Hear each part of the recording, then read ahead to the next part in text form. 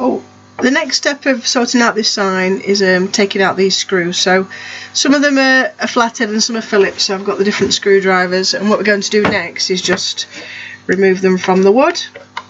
This will make the wood nice and flat, and then we'll be able to sand it. So this screwdriver's for the flathead, and this one that looks like a star is for the Phillips.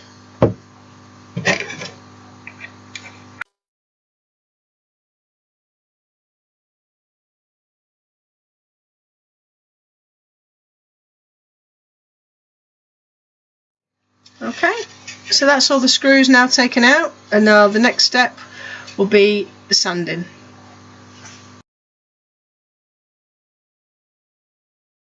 Hello, here we go, next part. Right, so what we need to do now is sand this before we put it on the laser cutter. So I'm quite lucky, I've got a belt sander here that spins around, and it's got a little motor in it, and it kind of does a lot of the work for me with an extraction unit at the back. But if you're not lucky enough to have one of those, it's okay, because you can do this with good old-fashioned sandpaper. So here we've got the different greys. If you can see, if I hold these up, it goes from rough going along here, and gradually they get smoother till you get to this one here, and these ones are all colour coordinated, which helps a little bit. Now when you sand, you need to make sure you're going with the grain, and this is a piece of pine. It's orange yellowishy wood, and it's got the grain in there. Sometimes it can be quite knotty, and when the grains are the lines that go in the wood. So if I was sanding this piece here, I would be sanding up and down like this with the grain. Always go with the grain, never go against the grain. People don't like that. Always go with the grain, up and down. Okay, now we need to make sure that we're wearing the appropriate clothing for the activity, and so I like to wear an apron because I'll probably get a bit mucky, and also to protect your eyes you need to make sure, if you're using a machine, you're wearing, I would even do this if I was using a hand sanding machine as well, one that plugged in. You can put some goggles on. You can get something like this quite cheaply. It will just protect your eyes. This one's got a wide bit at the top and the side, so the dust can't come in from the angles there. But my favourite pair are these. These ones completely seal all the way around your face, and they're a little bit like skiing goggles. Okay, so they don't steam up. Obviously you need to be able to see, you don't really want the steam in there, so this is what I would wear. If I had long hair, I'd make sure that was tied back, and make sure you haven't got any scarves on or any dangly jewellery or anything like that, because it's really important to keep yourself safe. So there we go. Next stage, we're going to be using the sander.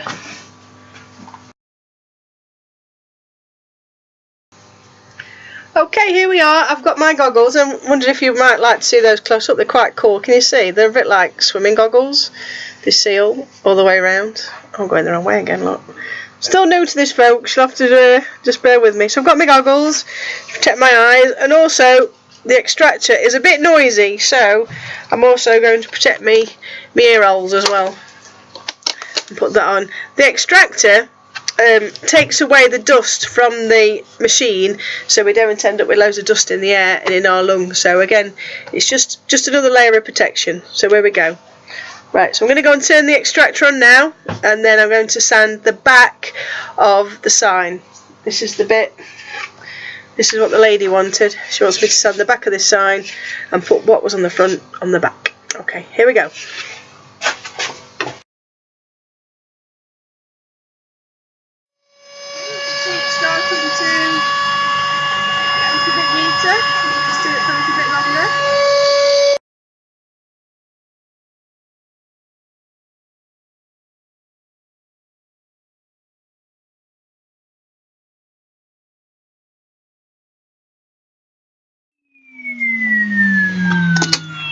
Okay, now that will need a little bit more work. You might be wondering why I've not sanded the edges.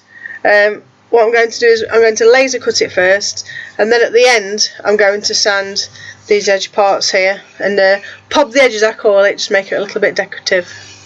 Okay, but that's what we've got for now.